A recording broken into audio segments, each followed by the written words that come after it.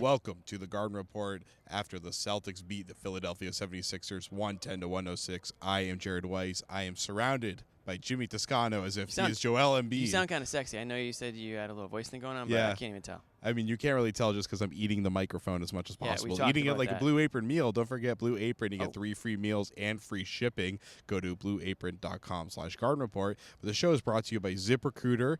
If you want to hire somebody and you want to do it right so you don't make a mistake and hire somebody like this guy, use ZipRecruiter. Go to ZipRecruiter.com/sportsfans. Post to over 200 job sites. It is the easiest way to list a job and get some qualified candidates. If the last guy you hired ate like microphones and like office supplies, try ZipRecruiter. You probably find some better candidates. Someone better than me. So, okay, Joel Embiid, obviously the candidate for Rookie of the Year.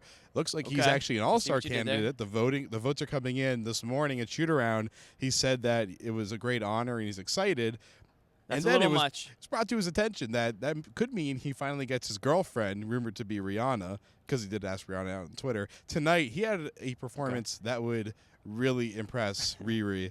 I mean, Bad gal Riri would be sitting courtside. Yeah, that's right. She'd be impressed. He talked that talk tonight. He was huge in the first half. He was dominant in every phase of the game. And then the Celtics, when they made that big run in the third quarter, that 17-4 run that was really led by Marcus Smart and Terry Rozier and Kelly Olynyk and Avery Bradley. Second unit. The second unit was huge. Really took Joel out of the game.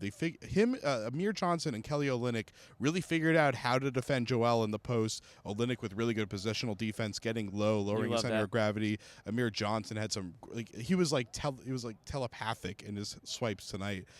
And then it came down to that fourth quarter. And at the end of the fourth quarter, Embiid comes back in the game with about 4.5 minutes left. He has 5 fouls, and he absolutely just went ape blank because we don't curse on the show anymore.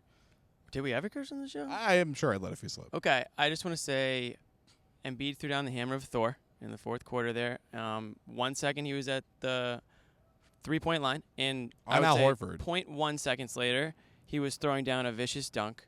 Nobody could stop that. That was one of the more impressive moves I've seen all year, and one of the more impressive moves I've probably ever seen live.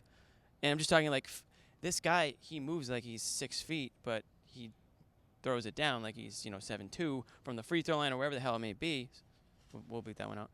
But he's just a guy that he's just one. I don't want to say one of a kind, but he's pretty much almost there. No, he is one of a kind, and that's something that was echoed by Sure. almost Okay, everybody fine. He's that one of a faced him kind. tonight. Avery Bradley was like giddy over him after the game. Yeah. Brad Stevens even got a little sarcastic after the game. That's how you know he really likes Joel Embiid.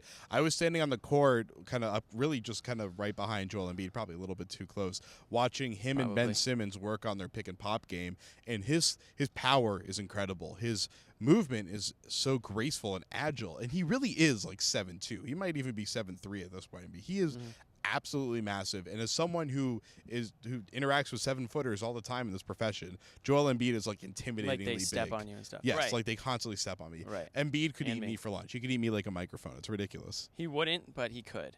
That being said, you mentioned Simmons. You saw Embiid. Noel, Okafor didn't play tonight. Do you trust the process? It's a little sketchy. We'll get into that in part 2. Let's talk more Okay. about this game first.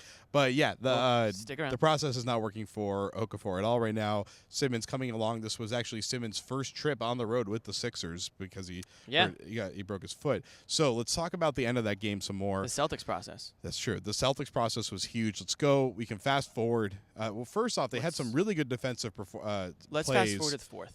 Yeah. So they had some great defensive plays towards the end there in the last couple minutes. Embiid had that dunk, but they again did a really good job of defending Embiid on the high block. But let's take it to what happened right over there where Amanda Pflugrad, our friend, is standing over there. So you have Isaiah Thomas with about 30 seconds left. They run a pick and pop with him and Kelly Olynyk. He goes left, and the defense blitzes over there. They sent 3 guys over there, completely overloading the strong side. Olynyk pops to the elbow. Isaiah swings it back to Olynyk. Olynyk takes one dribble on that drive, gets to the free throw line, and Embiid closes it on him, and that leaves Horford wide open in the right corner. Horford hits his 4th 3 of the fourth quarter. He had 14 points in the fourth quarter. Most importantly, that was a Celtics franchise record 19 3-pointer in that game. I feel like every couple games we're saying franchise record involving 3-pointers. So with the last 3 games, they have broken the tied or broken the franchise record. Yeah, so there's definitely a trend here. This isn't a somebody tweeted me like, "Where's Jordan Mickey?" I was like, have you seen the way these guys are playing? Jordan Mickey's not seeing the court right now. They're trying to space the floor. They're shooting threes. They're shooting 50% for most of this game from 3. That dipped down. Obviously, that was going to dip down at some point. But the bottom line is, you live by the 3, you'll die by the 3. Tonight they lived by it. And Al Horford, I would say, I mean, this fourth quarter, like you said, he had 4 threes, 4 or 5. I think he had 14 points in the fourth. So that's a big game. It's a big boy game for Al. He's played about 25 games for the Celtics now, I believe. And he's starting to feel it, starting to gel with the team. You got to like what you see tonight. That being said, it was against the Sixers, and it shouldn't have ever come down to that. But he made the shots when he needed them. A big shot is a big shot. Doesn't matter who you're playing. Win's a win. Win's a win. All right, well, we won the part 1. We're going to win it in part 2 as we talk about the process. We're going to talk about Joel Embiid some more and the different things that he can do on the floor. This is the Garden Report. We are brought to you by ZipRecruiter. Go to ZipRecruiter.com/sportsfans. And, of course, don't forget Blue Apron, blueapron.com/Garden Report. We'll be right back. Stay on this YouTube playlist for part 2.